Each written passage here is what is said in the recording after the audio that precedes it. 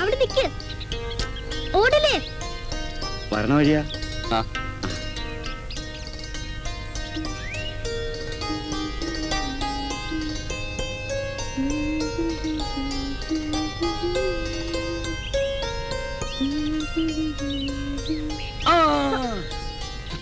വിഷ്ണുവേട്ടൻ, അമ്മേ വിഷ്ണുവേട്ടൻ വന്നു. ഞാൻ പറഞ്ഞു മാക്സിയുടെ കൊണ്ടുവന്നിട്ടുണ്ട്. അമ്മ ഈ പെണ്ണ് വളർന്ന ഒരുമാതിരി എരുമയെ പോലെ ആയല്ലോ. ഈ കണക്കിന് എന്റെ കല്യാണത്തിന് മുമ്പ് ഇവിടെ കെട്ടിച്ചേക്കേണ്ടി വരും. അതും ആലോചിക്കേണ്ട സമയമായിരിക്കണം. അച്ഛനോടമ്മേ വക്കീലിനെ കാണാൻ പോയിരിക്കുക. നീ അയക്കുന്ന കാശ് മുഴുവൻ വക്കീലും കോടതിയായിട്ട് പോവാ. പിന്നെ പശുവിന്റെ കറവുള്ളതുകൊണ്ട് ദാരിദ്ര്യം ഇല്ലാന്നേ ഉള്ളൂ. ആ വന്ന കാലം നിൽക്കാതെ ഉടുപ്പ് മാറാൻ നോക്ക്. വാ.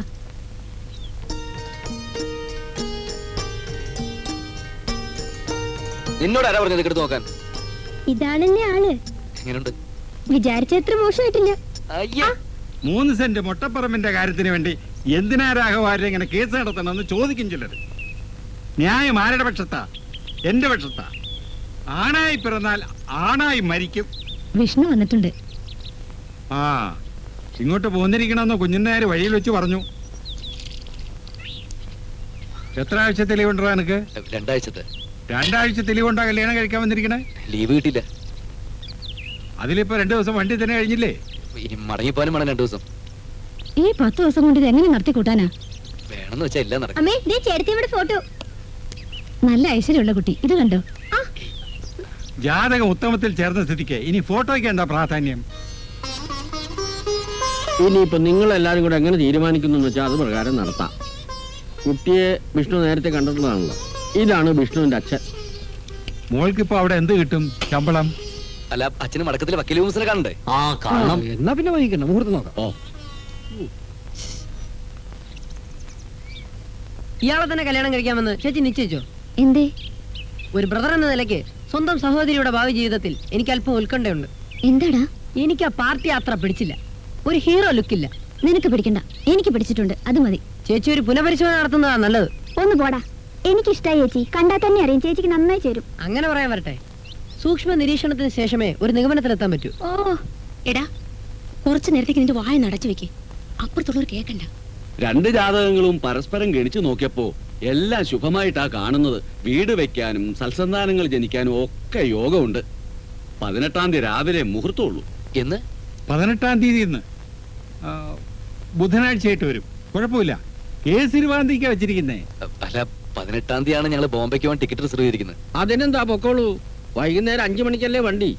ഉച്ചയോടും കഴിഞ്ഞ് നേരെ റെയിൽവേ സ്റ്റേഷനിലേക്ക് പോയാൽ മതി. അത് വിവാഹം കഴിഞ്ഞ് അന്ന് തന്നെ യാത്ര പുറപ്പെടുക എന്ന് പറഞ്ഞാൽ അതൊരു മര്യാദയല്ലോ പണിക്കരെ. നമുക്ക് അതിന് മുമ്പ് മുഹൂർത്തമൊന്നുമില്ല. അല്ല, പണിക്കര് കണക്കൂട്ടിയിൽ തെറ്റൊന്നും വന്നിട്ടില്ലല്ലോ. ഇവന് കമ്പ്യൂട്ടർ ജോലിച്ചതിന് മാത്രമേ വിശ്വാസമുള്ളൂ. അതുകൊള്ള സസൂക്ഷ്മൻ ചിന്തിച്ചാൽ അങ്ങനെ വരട്ടെ. ഒരു മുഹൂർത്തമുണ്ട്. എന്നാ പണിക്കരെ? ഇപ്പൊ മണി എത്രയായി? 11:30. കൃത്യം 11:28. ഇലക്ട്രോണിക് വാച്ചാ. ഇന്ന് 11:30 ഒരു മുഹൂർത്തമുണ്ട്. അത് കഴിഞ്ഞാ പിന്നെ 18-ാം തീയതി ഉള്ളൂ. എന്നാ പിന്നെ ഇന്ന് തന്നെ നടത്താല്ലേ? 2 മിനിറ്റ് സമയമല്ലേ? കാര്യത്തിന്റെ കുട്ടൻസ് ഞാൻ പറയാം. കല്യാണം കഴിഞ്ഞ അന്ന് തന്നെ പോവാൻ വെച്ചാൽ വിരുന്നുപോക്ക് നടക്കില്ല. അതാവും വിഷ്ണു പറയണത്. ബന്ധു വീട്ടിലൊക്കെ ഒന്ന് വിരുന്നിന് പോകാതെ മടങ്ങുന്നത് മര്യാദയാണോ? ഞാൻ അറിയാതെ ഏത് ബന്ധുക്കളാണ് നിനക്ക്? സകല തന്നെ പ്രതികരണത്തല്ലേ ഞാൻ കേസ് നടത്തണത്. വേറെ നിവൃത്തി മാർഗമൊന്നും ഇല്ലാത്തതുകൊണ്ട് നമുക്ക് അങ്ങനെ തന്നെ നിശ്ചയിക്കാം. എന്താ? അപ്പോ 18-ാം തീയതി ബുധനാഴ്ച.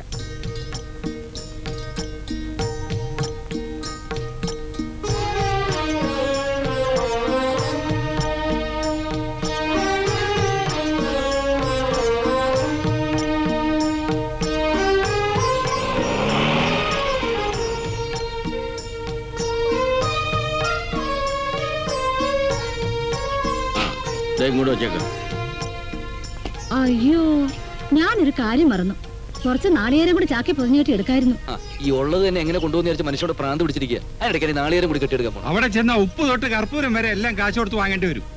വീടും കുടിയായിട്ട് പാർപ്പ് തുടങ്ങി കഴിയുമ്പോഴേ അറിയാം അതിന്റെ ദുരിതം. അടുത്ത കൊല്ലാകുമ്പോഴേക്കും നിന്റെ ദുരിതം ഒന്നും കൂടെ കൂടാൻ പോണേ ഉള്ളൂ. ഞങ്ങളെല്ലാം കൂടെ അങ്ങോട്ട് വരുന്നുണ്ട് വിനോദയാത്രയായിട്ട്. നിങ്ങളെ വെറുതെ ഒന്ന് കാണാൻ.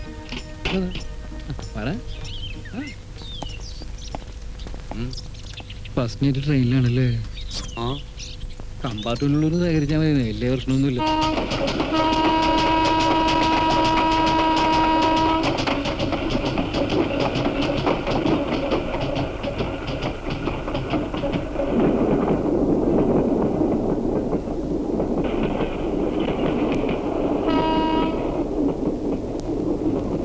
എന്തേ ഉറക്കം വരുന്നുണ്ടോ?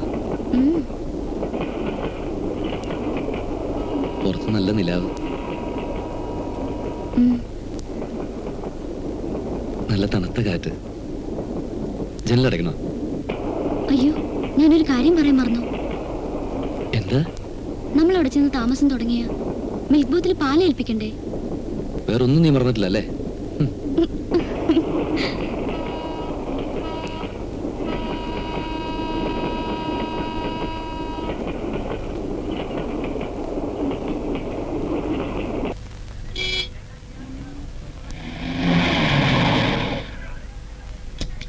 ജാനകി, ദേ വധൂവരന്മാര് വരുന്നുണ്ട്.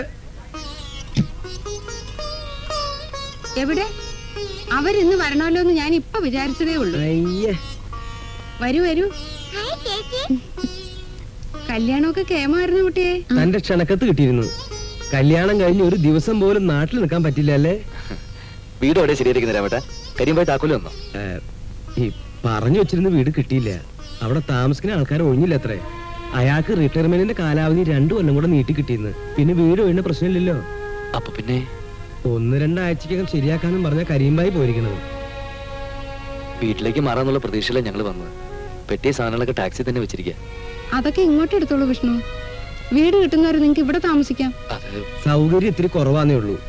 എങ്ങനെയെങ്കിലും അഡ്ജസ്റ്റ് ചെയ്യാടോ. വേണ്ട രാമേട്ട, കുറച്ചു ദിവസം പ്രശ്നമല്ലേ ഉള്ളൂ. അരുന്ധതി ഹോസ്റ്റലിലേക്ക് പൊക്കോളൂ. ഞാൻ ലോഡ്ജിൽ തന്നെ കൂടിയാൽ മതിയല്ലോ. എന്നാലും കല്യാണം കഴിഞ്ഞ് പുതുമോടിയോടെ വന്നിട്ട് അത് സാരില്ല ചേച്ചി.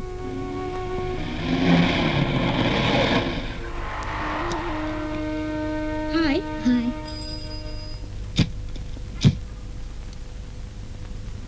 വരൂ വരൂ.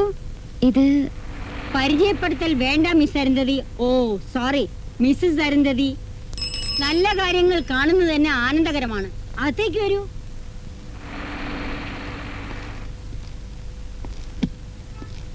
സർവശക്തനായ ദൈവം നിങ്ങളെ അനുഗ്രഹിച്ചിരിക്കുന്നു. ദൈവത്തിനോട് നന്ദി പറയൂ കുട്ടികളെ.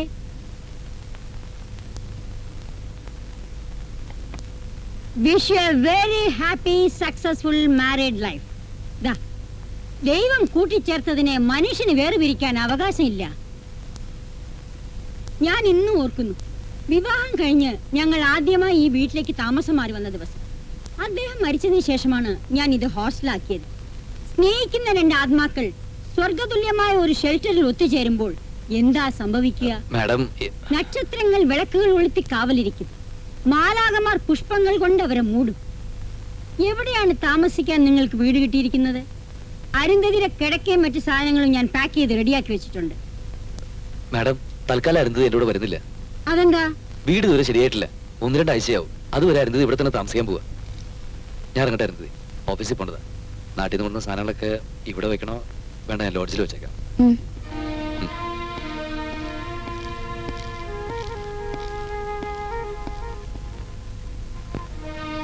പോട്ടെ, ഞാൻ ഓഫീസിലേക്ക് വിളിക്കാം. നിനക്കിവിടെ അസൗകര്യമൊന്നുമില്ലല്ലോ? ഹോസ്റ്റലിൽ നിലവിലുള്ള സൗകര്യങ്ങൾ വർദ്ധിപ്പിക്കാൻ നിർവാഹമില്ല മിസ്റ്റർ വിഷ്ണു. പൊയ്ക്കോളൂ, സമാധാനാച്ച പൊയ്ക്കോളൂ. അരുന്ധതി ഇവിടെ തന്നെ ഉണ്ടാവും. God bless you.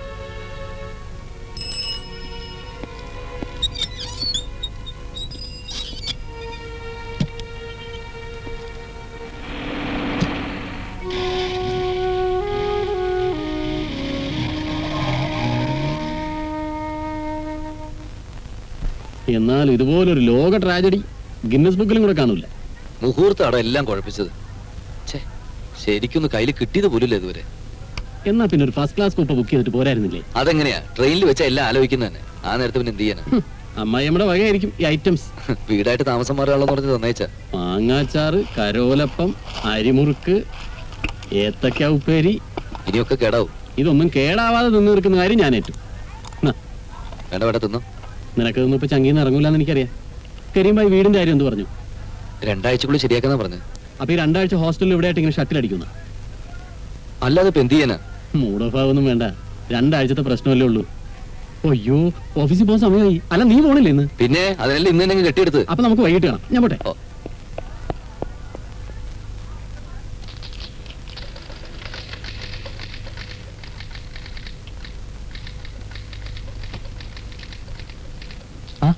കല്യാണം കഴിഞ്ഞ് എത്ര പെട്ടെന്ന് എത്തിയോ? 1 മാസം ലീവ് എന്ന് പറഞ്ഞിട്ട് ലീവ് ക്യാൻസൽ ചെയ്തു. എന്തു പറ്റി? ഒന്നുമില്ല.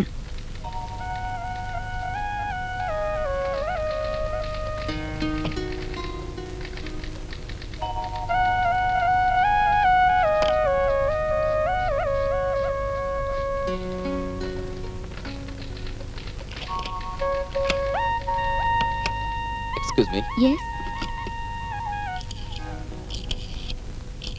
Madam, A call for you. Hello. ഞാനാ. താനും ദീപം.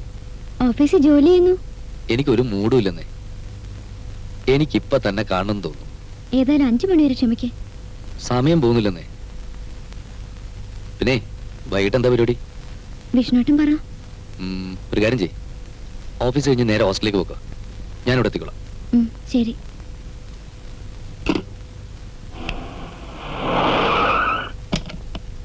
Hello Mister Vishnu. Good evening. Good evening. Traffic ജാമിൽ പെട്ട് ലേറ്റ് ആയി പോയി. അരുന്ധതി. അരുന്ധതി को बुलाओ. Yes madam. Come in. ഇരിക്കും മിസ്റ്റർ വിഷ്ണു. Thank you. ആദ്യം കണ്ടപ്പോഴേ ഞാൻ ശ്രദ്ധിച്ചു, അരുന്ധതിക്ക് അനുയോജ്യനായ ഹസ്ബൻഡാണ് Mister Vishnu. Made for each other. കുടിക്കാൻ എന്തെങ്കിലും എടുക്കട്ടെ? അയ്യോ ഒന്നും വേണ്ട അരുന്ധതി.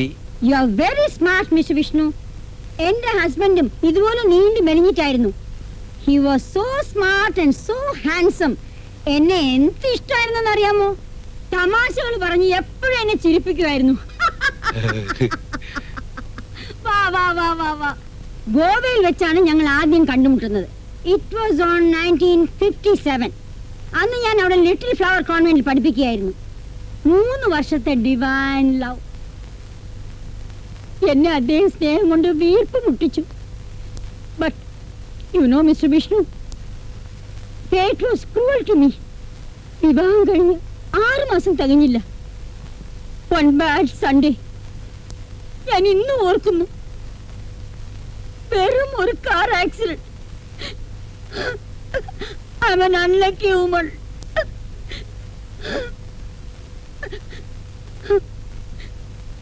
ഞാൻ ഒന്ന് പ്രാർത്ഥിച്ചോട്ടെ.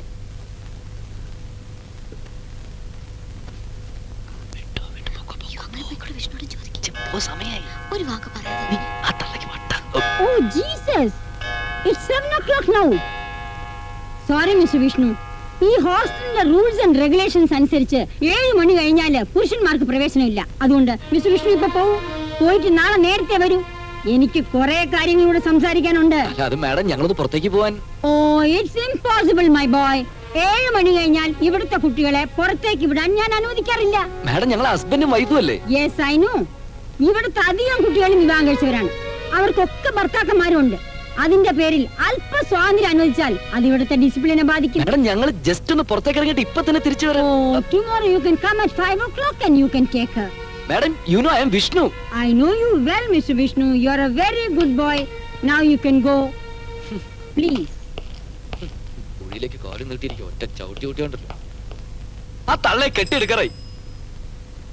അതിന് മുഴുത്ത വട്ട. Good night, Mr. Vishnu. Oh. You can go to your room.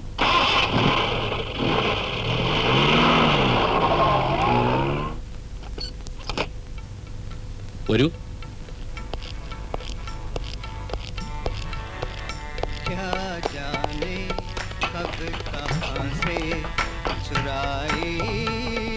വരൂ, ഇരിക്കൂ.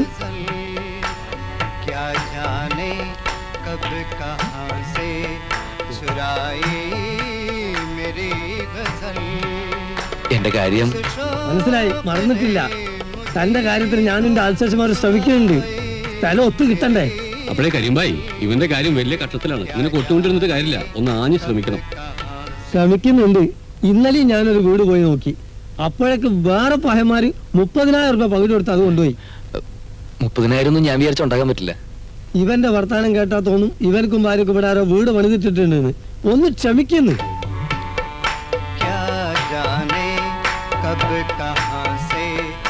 ഇപ്പൊ തന്നെ 2 ആഴ്ച കാത്തു. 2 ആഴ്ചക്ക് 1 ആഴ്ച പഹയ. ചിലപ്പോ 6 മാസം ഒരു കൊല്ലൊക്കെ കാത്തിക്കേണ്ടി വരും. ഞാനത് അവനോട് പറഞ്ഞു. ഇത് സ്ഥലം ബോംബെയാ. എന്തിനേറെ ഇന്നത്തെ കാലത്ത് കേരളത്തിലെ ഒരു കൊച്ചു ടൗണിൽ പോയാൽ പോലും ചെന്നൈന്റെ പിറ്റേ ദിവസം വീടൊന്നും കിട്ടാൻ പോകുന്നില്ല. ഇത് കേസ് വേറാണ് തിരുമുൽപ്പാട്. നിങ്ങൾക്കിത് പറഞ്ഞാൽ മനസ്സിലാവൂല. ഇത് കല്യാണം കഴിക്കണം. ശാദിക്കാരനോ വാലോക്കാ.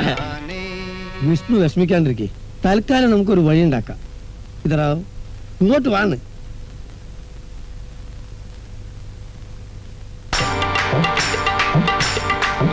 मेरे जिक्र जबी मुझे मालूम नहीं है, मेरे जिक्र जबी और मैं कहा, मैं तो कुर्बान मेरी जान मेरी जान, मेरे जिक्र जबी